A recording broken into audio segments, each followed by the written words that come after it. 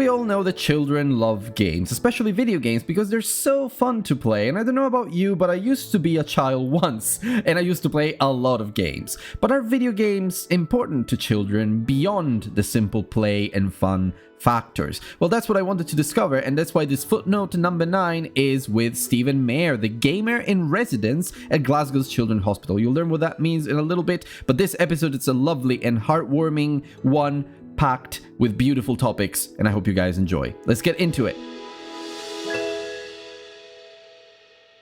All right, hello everybody. We are live technically. You're listening to this one on an audio platform. Anyway, welcome to this very special episode of the Indie Diaries. This is a footnote, and if you've been listening to previous footnotes, I haven't done one of these in a while, but they're special episodes of the podcast that rotate around a specific topic. And this time, we have something that is a topic that is very dear to me in general, which is, the topic of children and games and games for children and whatnot. And to talk about this, I didn't reach out to you, Stephen. I believe it was the other way around, and then I said yes. But I've got Steven Mair here. I suppose that's how you say your last name. I won't say too much about you. You're the Gamer-in-Residence at the Glasgow Children's Hospital. And I'll just hand it over to you to say a few things about yourself, what you do, and what your role entails, really. So thank you so much, Ant, for having me on. It's really nice to be on. I've never done a podcast before. I've listened to many, but never actually done one before. So, very pleased to be on. My name is Stephen, and I am the gamer in residence at Glasgow Children's Hospital Charity. And that means that my job is to be the hospital's in-house gamer, in-house gaming expert.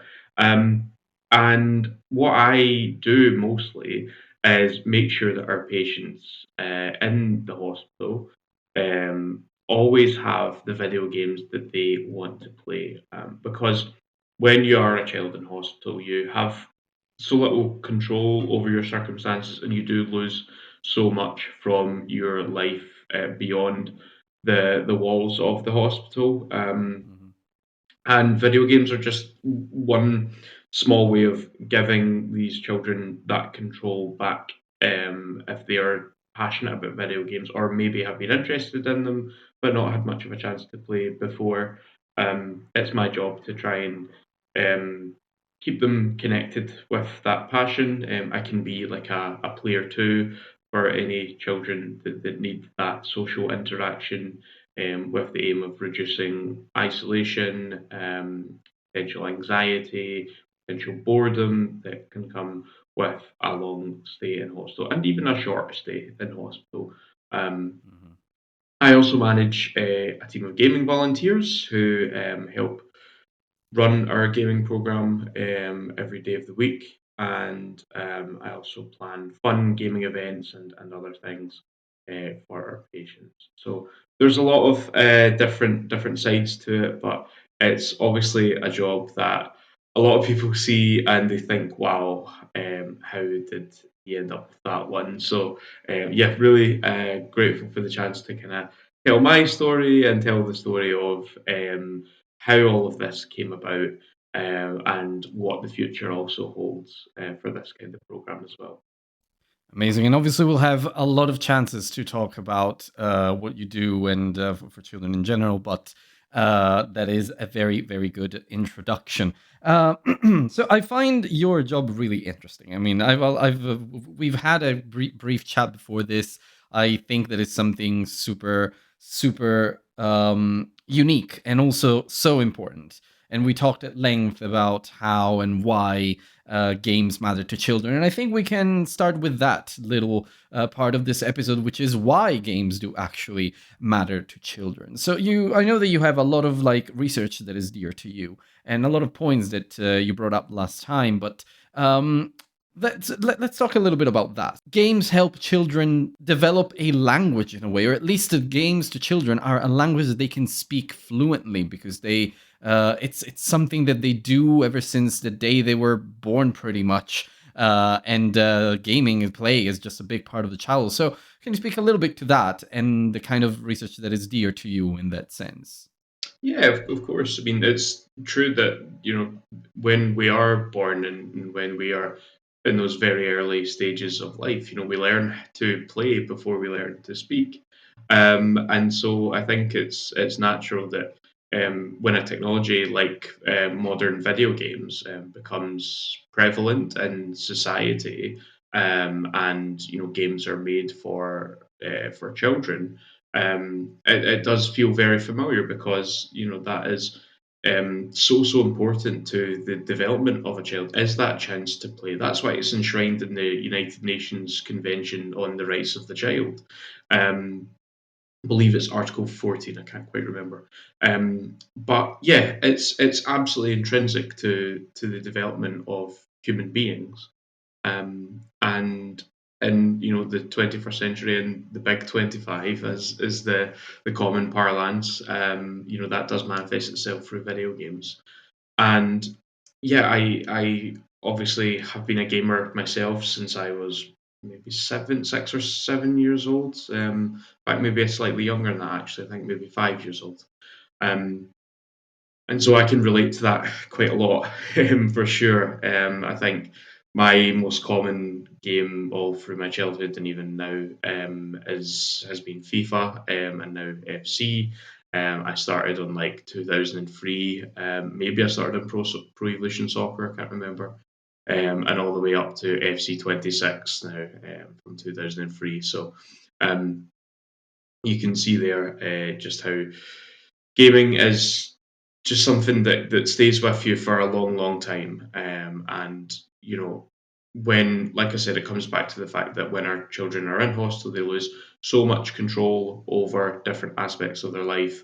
But if they like gaming, that is still something that we can bring them, and alongside a whole host of other aspects of our play program in the hospital, from arts and crafts to special visits from external organisations, entertainers. Um, we've had all kinds of people in the hostel just this year. In fact, just recently for Halloween, we had airbrush tattooists, we had fun scientists, we've had for May the 4th, we have Star Wars characters come in, Uh-huh. we've had yeah, just a whole litany of um, amazing play and entertainment for our children. And for me, I just try and handle the side of that that involves a joystick and buttons. Yeah, is it fun scientists you said? Like you actually invited or partnered with scientists that are specialized in fun and play? Yeah, that's right. Yeah, so they came and basically came in for a Halloween celebration.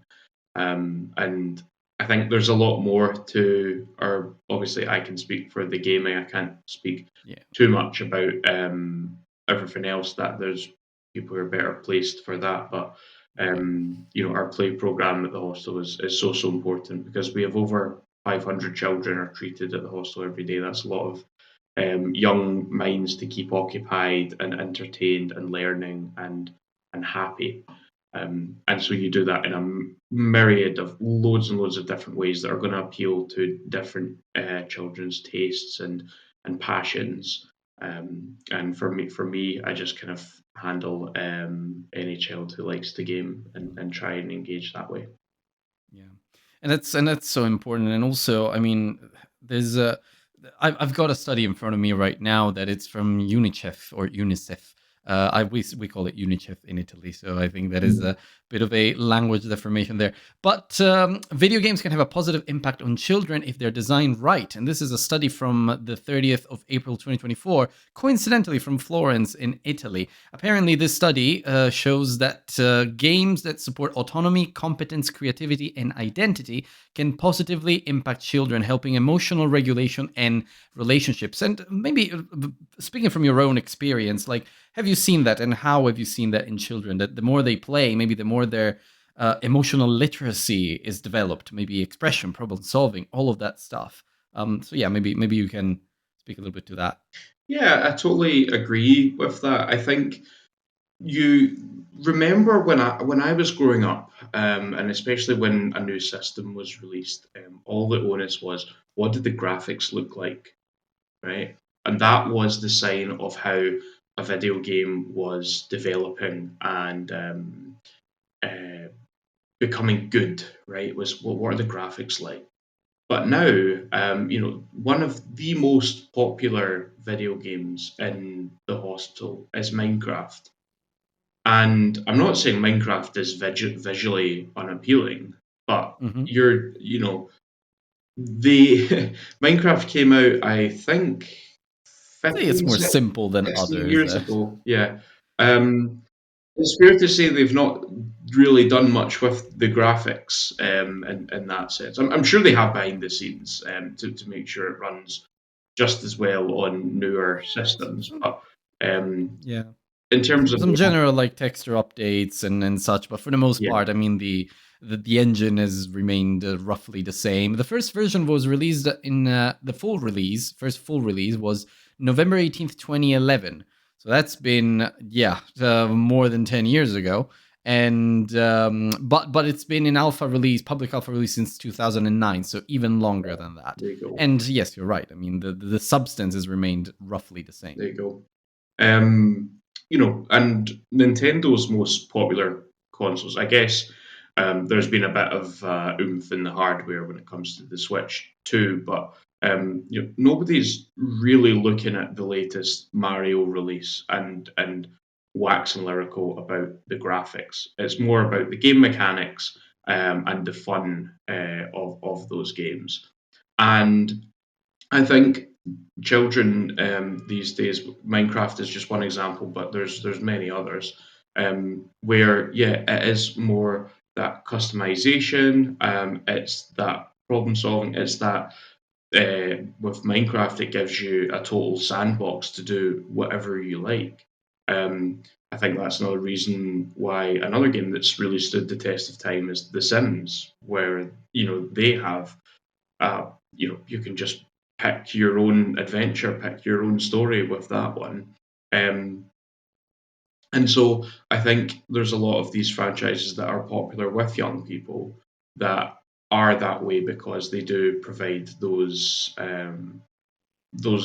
faculties and those opportunities for um, that kind of deep thinking and that customization and that imaginative play that again it comes back to the very same principle as when you're playing with some legos and you're building a story in your head in that way, so too you can do that with video games.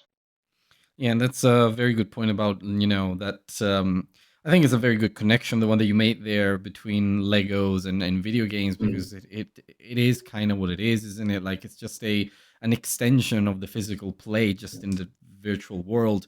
And if children are allowed to have toys and play around with them, I don't see why you wouldn't give them something like Minecraft where they can do basically whatever the hell they want, especially in creative mode, I suppose. But I don't know what kind of mode of Minecraft your children at the Glasgow hospital play, but I suppose they like a lot the creative mode, not necessarily more the more competitive one. But there could be either, I guess. Some children might feel a little bit more creative and inclined towards building, whereas others maybe they just want to whack some monsters. I suppose uh, it's nuance there.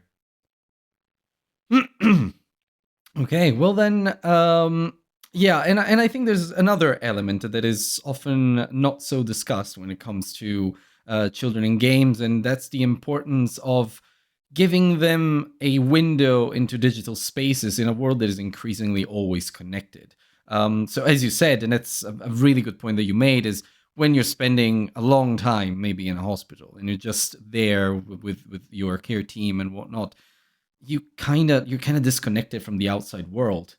So maybe games and I don't know how many of your quote unquote children play multiplayer games with the outside world. I suppose there will be a few.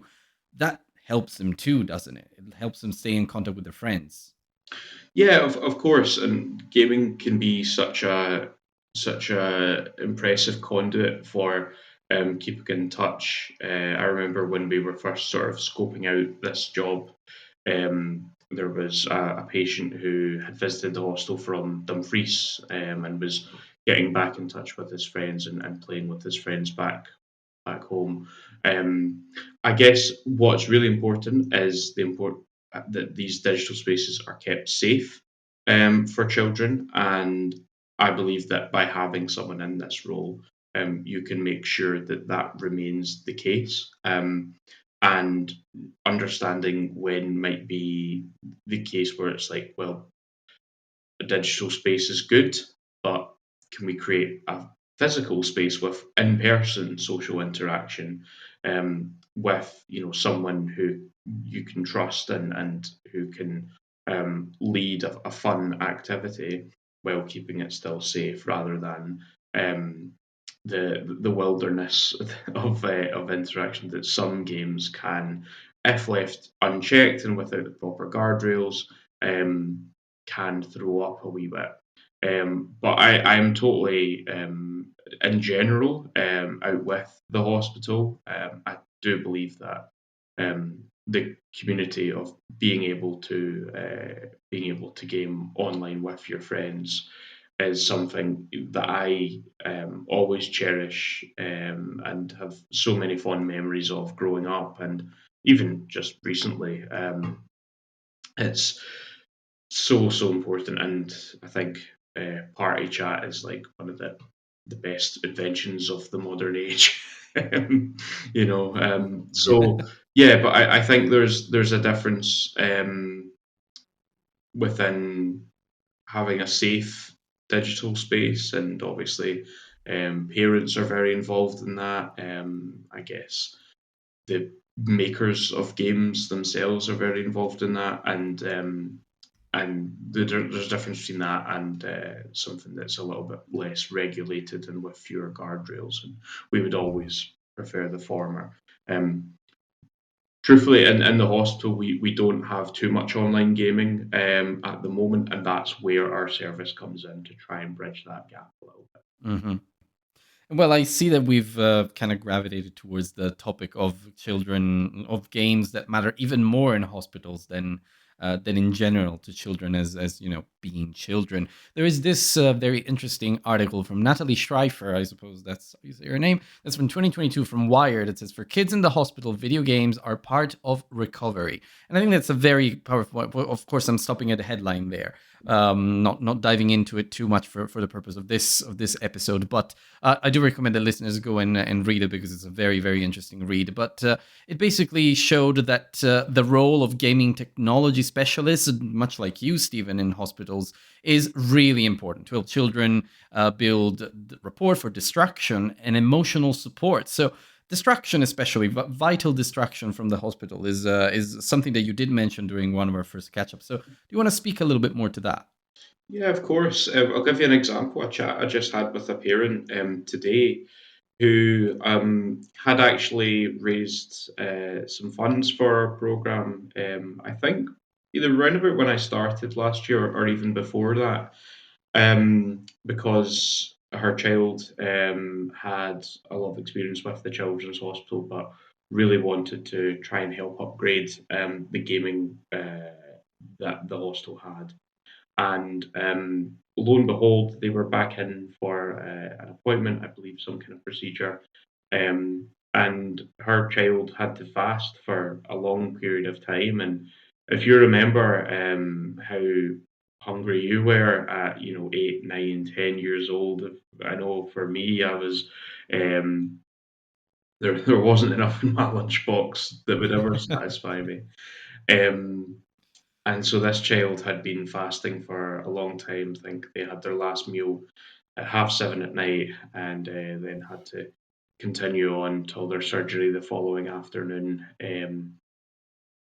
And we we got a message from this parent who was in the playroom of the ward where you basically wait for your surgery, and she was blown away and had so many amazing comments and bits of feedback for the newer consoles that we brought in to replace like Xbox 360s and I think some PS4s that were just not working. They relied on discs, which in a very busy playroom with a high turnover of patients, there is very little guarantee that your discs are not going to go missing or get scratched Mm, up or get stood on. yeah. So Obviously. we moved all of the Xboxes or all the systems in there to Xbox Series and went for a digital only approach. And that means that the children that go in there and need to relax and take their mind off um, the hunger, take their mind off obviously going to surgery. I mean, that's something that adults are find a lot of difficulty with, let alone children. Um, they're always going to have those video games that they're interested in. And with our service, they can have myself or a volunteer to play with as well. Um, so that's the just one aspect of the hostel experience that shows why that distraction is so important. Um, but there's been a lot of research around this. I believe it was the British Journal of Anaesthesia that said conventional video games was helpful in reducing pain and anxiety, and also even the anxiety of parents as well. And that's something I can touch on a little bit later. Is the effect of this service on the parents also, and the amazing feedback we've had from them. There's been also been a lot of studies with regards to virtual reality, and this one from I think researchers from Nationwide in Columbus, Ohio last year said that every VR feature was negatively associated with time spent thinking about pain. Children who experienced more VR features spent less time thinking about pain during the medical procedure and reduced their perceived pain. And other research has also suggested that there is very little difference between the immersive virtual reality and more conventional video games, like games of Mario Kart or FC or what have you that our children are interested in. Um, so that distraction is so important, and it's what the established role of a play specialist and play therapists and play workers have been doing for the last 50 years in hospital. This is just a sort of extension of that, a kind of specialized role that would never replace the amazing work that they do because really nobody could, but kind of complements it because a lot of these play specialists have sort of been landed with gaming, even though they are not gamers themselves, and they need help so that they can focus on what they do best.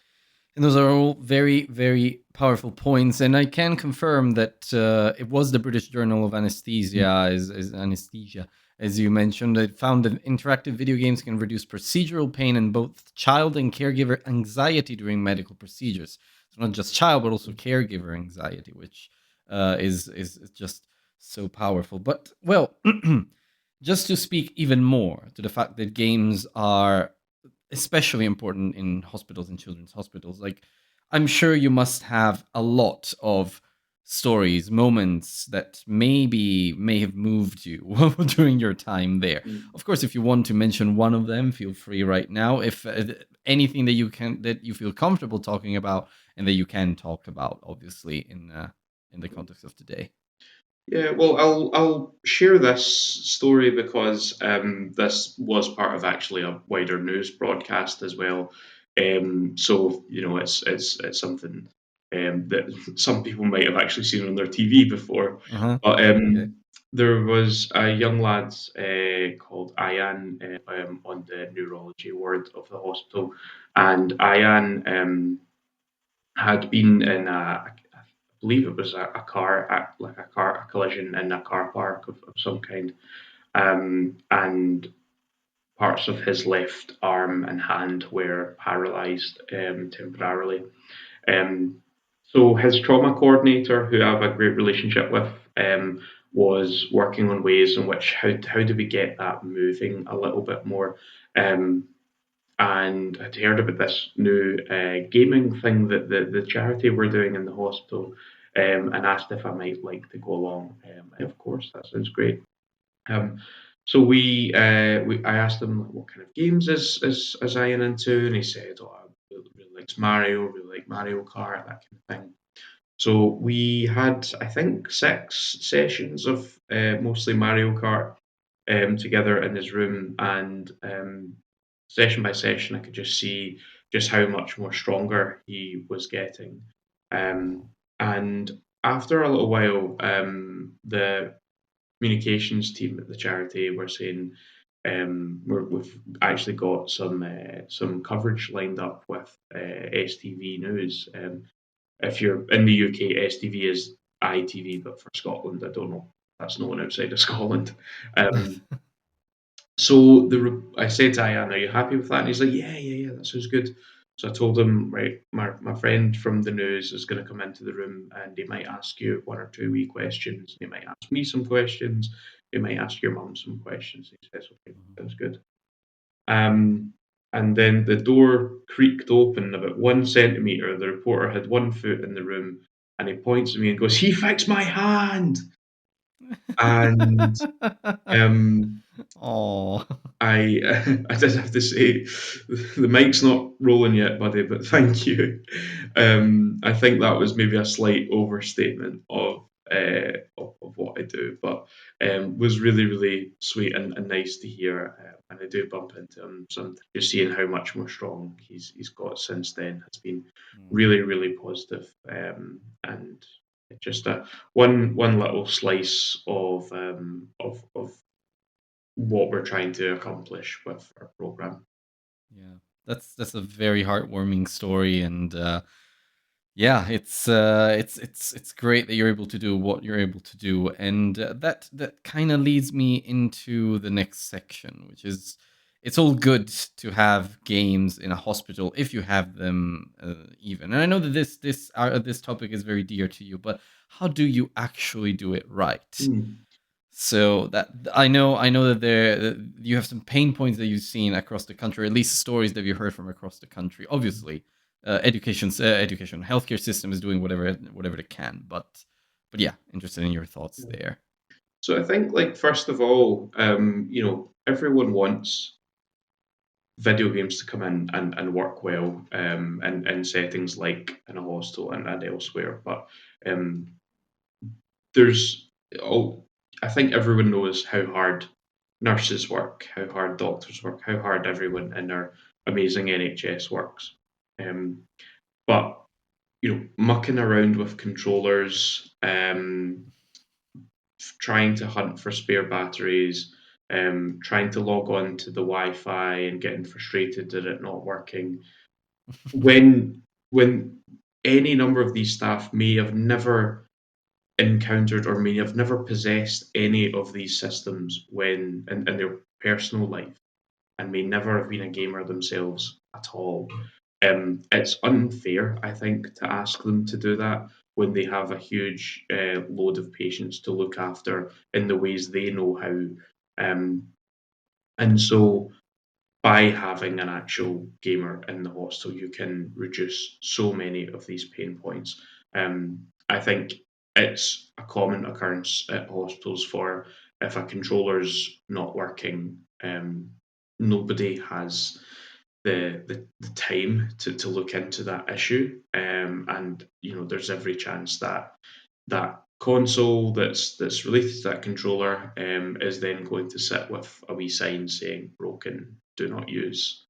And it might not really be broken. It might just need a new No cable. battery yet. It might just need recharge, new batteries, resynced maybe if it had been borrowed from another ward and synced to another console. It may just maybe just need to sync the controller up again.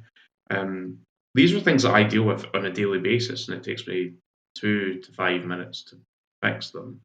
Um, but if you're not from the world of gaming, then it's it's alien to you. Like, you don't understand it, and that's acceptable. Like, that's totally fine. It's not your job to understand that.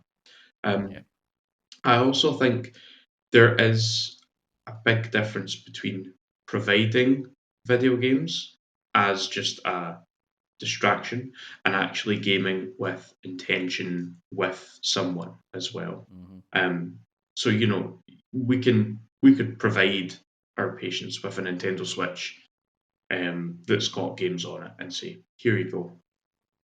But when we go round with a Nintendo Switch and we have that interaction and we give that child maybe the only choice they've had that day over how their care has gone has been, what would you like for lunch? That might Mhm. be the only say they've had in their whole day, because they're not deciding when their appointments are. They're not deciding what medicines they should take and when to take them. They can't decide who uh, is gives them that care. Um, they they might not be able to decide the weather outside if they want to go, if they're able to go for a walk, all that kind of stuff. Um, but by going around and offering that choice, and then offering the choice of, would you like to play with, me, or would you like to play with one of our gamers? Um, that gives a bit of agency back, and that's the philosophy that underpins all of play in a hospital setting, in a healthcare setting. Um, and it's just following that philosophy that I think is the difference maker. And another way in which I like to, um, I guess, illustrate this is, I always get asked the question, do you let them win? Mhm. Which I think is a very fair question. I think it's the one question. I think everyone's job has like one question that everyone's like wondering, and that's mine. And what I would say is, I think they're winning no matter what, because they actually get to play with a gamer and they actually have an interaction that's going to be a net positive on the rest of their hostel experience. Mhm. Um, that's the aim every single time. And whether that is actually letting them win, whether that is setting a game up in some kind of co-op setting.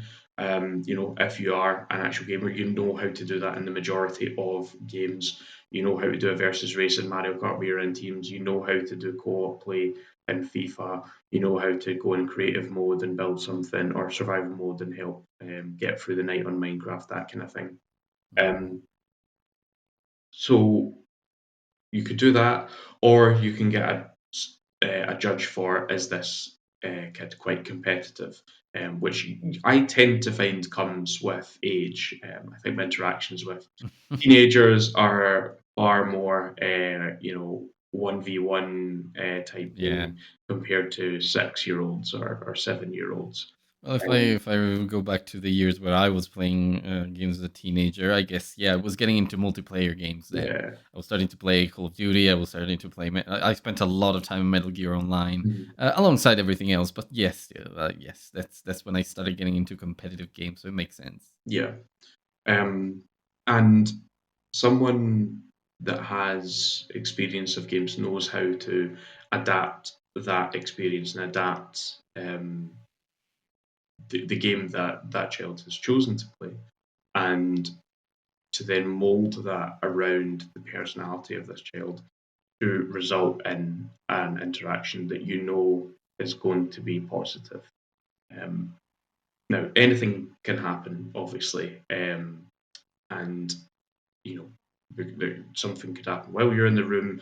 They start experiencing more pain than they were before, or they need to be taken for um, some kind of unexpected appointment, or something that you weren't aware of, and that obviously alters the outlook of it. But by and large, by having that knowledge of understanding games, you can make sure that that child always wins, Mhm. in the metaphorical sense, rather than literally, do I let them win. Yeah. So I think that's the best way of kind of like breaking that down, and understanding that. I also feel like a lot of of kids will also want that challenge. Like they maybe they will maybe find it more fun to lose. Maybe not all the time, but find to have a challenge at least. So they feel like you are letting them win, especially the teenagers. They're probably not going to be as happy. They'll be like, "Oh, come on, give me a challenge here." But yeah, you said something really that stuck with me a lot while you were speaking, which is about giving them a choice. giving them back agency inside a context where they don't have any.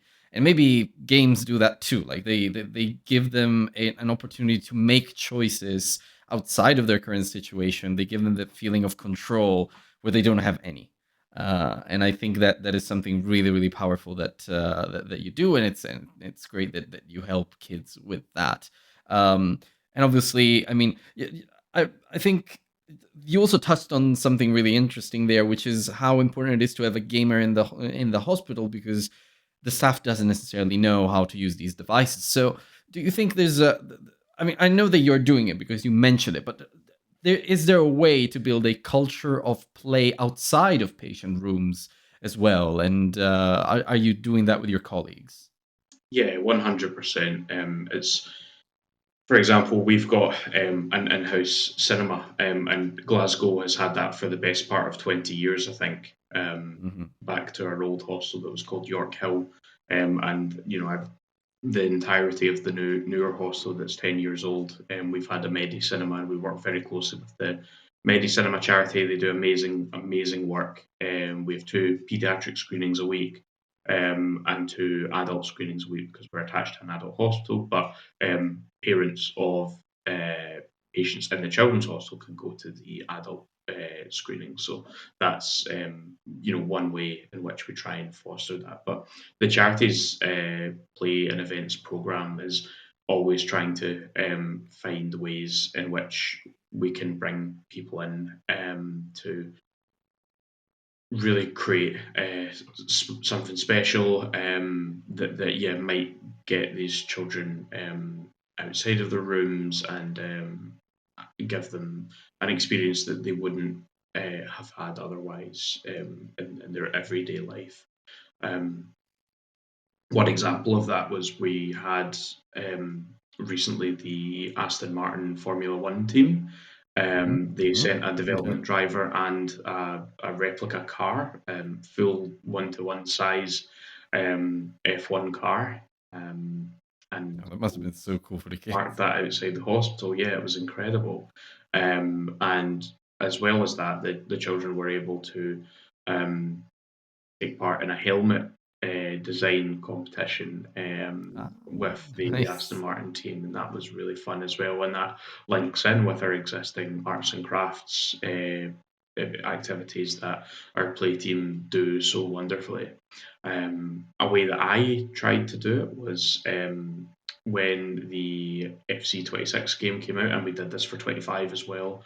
We had Glasgow City Football Club come into the hospital, who are the only Scottish women's team represented on FC, and they went round and played the new game on release day with our patients. And we also created these bespoke Ultimate Team cards as well for our patients to fill out and display in their rooms as well.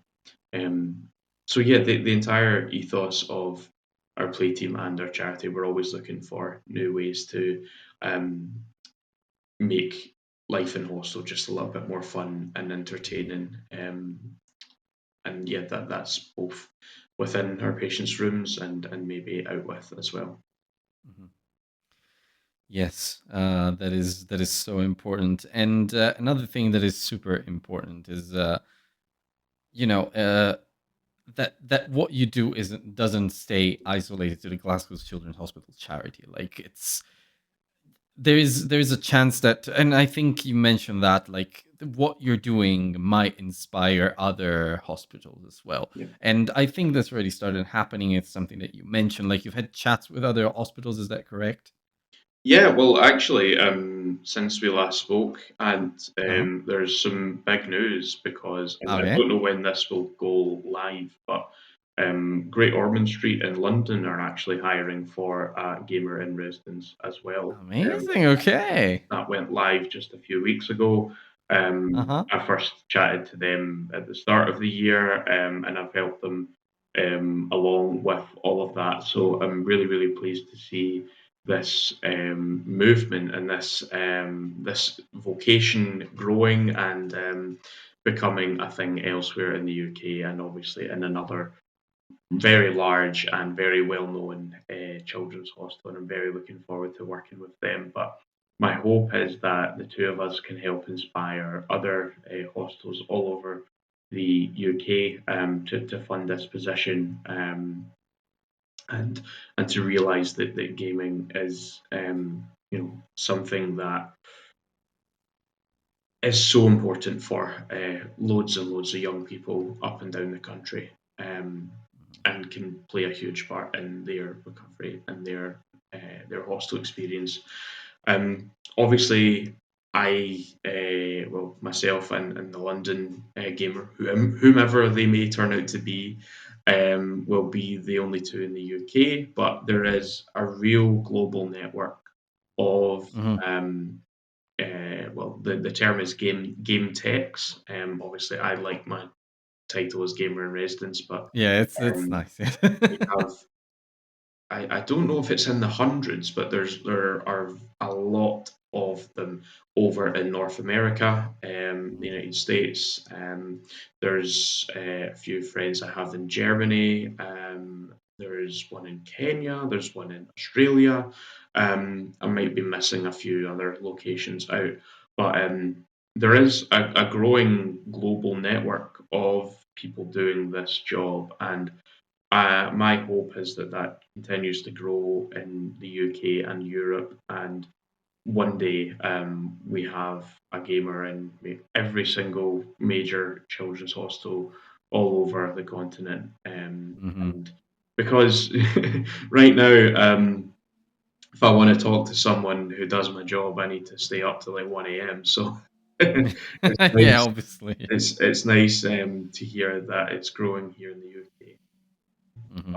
Huge props to Child's Play who support that. They're basically the kind of a funding organization, an education organization, a governing body, all rolled into one for this job.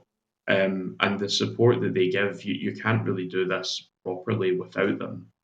So we're so grateful to Child's Play for everything that they have done and continue to do.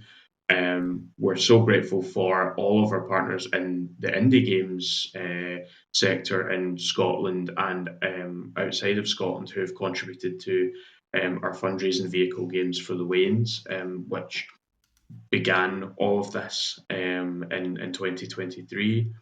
And yeah, we're just really pleased to see how much this has grown since then. And I Hmm. think 2026 is going to be a huge year for this as well. Yeah, and it's nice because last time we spoke, you told me that one of your desires or wishes for 2026 was to have another UK gamer in the next year, and it sounds like it's gonna happen. Like, Yeah, yeah. but and it's also great that it's coming from the Great Ormond Street Hospital and also from from London itself. Like, it only takes one big player to do it, and then others might follow suit. So yeah. Yeah, fingers crossed that leads to more. Yeah, yeah. Um, and yes, now that you mentioned it, actually, you mentioned that indie developers have been particularly helpful and also very, very kind in supporting you with Games for the Weens and also other initiatives. There was the Scottish game sale that you linked to me. Mm. The page is still findable on Steam. It's from 2023, however. But yeah, can you speak a little more to how indie developers could help if they wanted to support initiatives like this, especially if they are, from all over the world? Like my listeners, some of them are from the US, a lot of them are from the US, some of them from the UK, most of them from Europe. So yeah, just any thoughts there? Yeah, well, I think firstly that anyone that has listened to me for the last 40 odd minutes and is considering supporting us would be incredibly grateful, and that really means a lot to me, and to everyone at the hospital. What you could do is just get in touch. Every single studio and developer, they have different strengths and things that they are good at.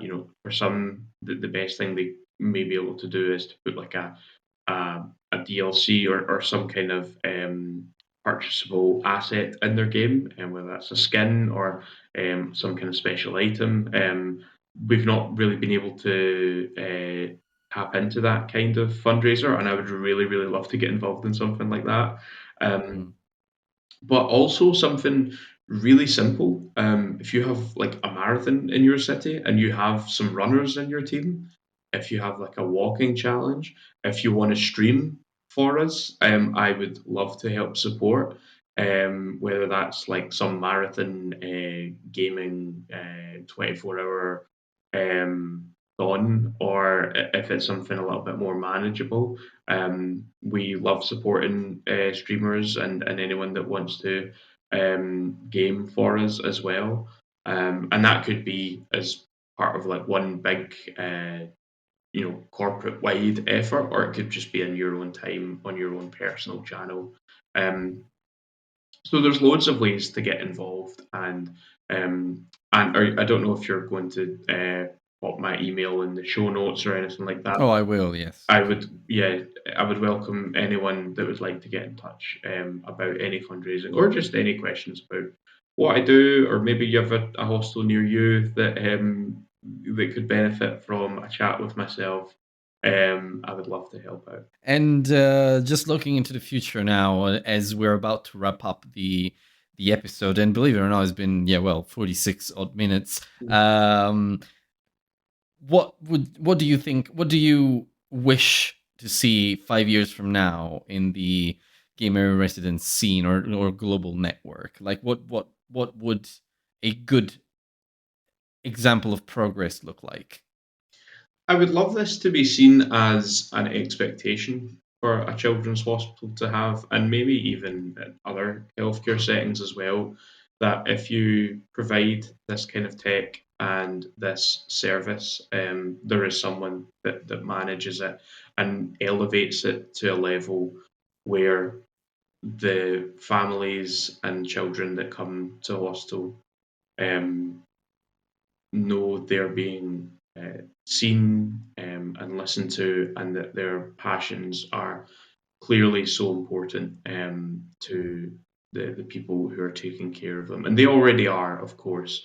But I think by embracing this role and services like this, um, I think it can make such a positive difference. So I would love for this to be seen as not mundane, but the norm, to the point Mm, where you don't see the need to record a podcast episode with me, yeah, if that makes sense. Um, exactly. that would be the kind of an amazing success and an ideal scenario, and for every kind of major hospital that um, has hundreds of pediatric patients daily, to have someone dealing with gaming and technology as their full-time vocation. I think it just makes a lot of sense. We've seen so much success from it. Other hostels that have done this certainly would agree as well. And yeah, that's basically what I would envisage for the future. Well, in 5 years from now, I'll be 35. Oh, good God! Mhm. Which means my generation will probably be in higher positions, maybe in healthcare as well. Maybe we will see more gamers in 5 years. Who knows? Let's hope that by 2030 we'll see a big change. Um, but yes, Stephen, like it's been lovely having you on the show. I do have one last surprise question for Mhm. you, which is something that my most affectionate listeners, will have seen coming most likely. But this is something that I'd like to ask every game developer. So not necessarily you, but every game developer that comes under the show. But I think it applies to you so much. Why are you a gamer in residence? What is it that drives you forward? What makes you get out of bed every day? Just being able to see the smile on a child's face when you already know what they've been going through, and what challenges they've overcome and what challenges might await. If when you know all of that and you're still able to get them to laugh and smile and say thank you for coming and gaming with me, that's worth everything. Well, I wouldn't have been able to answer it any better. A question like this. So thank you, Stephen. It was lovely having you on the show. Truly, this was a lovely episode, lovely footnote, and we kept to time as well, which is not always the case. So yeah, thank you so much for all you do for children in your hospital. The way you try to inspire other parts of the country to do the same. And I guess it's time for some parting words from you. So where can people find you or the hospital? What is the best way to support you? Anything that you think is worth sharing at this point? Sure. So you can Google Glasgow Children's Hospital Charity. You can Google Games for the Wains. So that's Games for the WEANS. You can look us up on Just Giving and fundraise for us using Just Giving. You can email me. My email will be in the show notes or the description. Um, and yeah, just spread the word. Maybe ask your local hostel, or if you're involved at some kind of pediatric healthcare setting, have they considered putting together a program like this? But most importantly, thank you so much for listening and hearing out our story and what we're trying to achieve. And thank you so much, Ant, for having me on. Oh, you're welcome. It was an absolute pleasure, and obviously a cause that is very dear to me. So yeah, I'm glad that I was able to host you. But yeah, thank you again, Stephen. Best of luck with your role, and I'm sure a lot of listeners didn't even have an idea that Gamer-in-Residence was a thing. Or even gaming technologists, as they're referred to overseas, as you mentioned, maybe a bit more of a dry job title. So I get why you want to stick with Gamer-in-Residence. And yes, you will find, listeners, all the links to everything that Steven said, including his email, in the show notes in the description of the episode. But I guess there's nothing left for me to say here. Thanks again, Steven, and wishing you the best of luck with everything. Thank you. Thank you. All right, my friends, and that's a wrap on another episode of the Indie Diaries podcast, a footnote that I will cherish for a very long time. Thank you, Stephen, for wanting to be part of the show, for telling your story, and for spreading the word around how gamers in residence are making a difference all around the world, and hopefully all around the UK very soon as well. Now, listeners, if you enjoyed the episode, please head to the description to find links to support Stephen and the Glasgow Children's Hospital, but do remember to also support your local children's hospitals as well, because in these trying times where the healthcare systems all around the world are under constant stress, they do need all the help they can get. There will be more from me on this topic in the new year, possibly a livestream fundraiser, possibly some long-form videos on the YouTube channel, more on that later. And if you do want me to do more of this stuff, please head over to theindiediaries.com where you'll find links to support me in a whole lot of ways, including following me on socials, on YouTube, and on Patreon. And speaking of Patreon, thank you, Peleg, for being one of my closest and most affectionate supporters all this time. I'll speak to you guys later in the next episode of the Indie Diarist.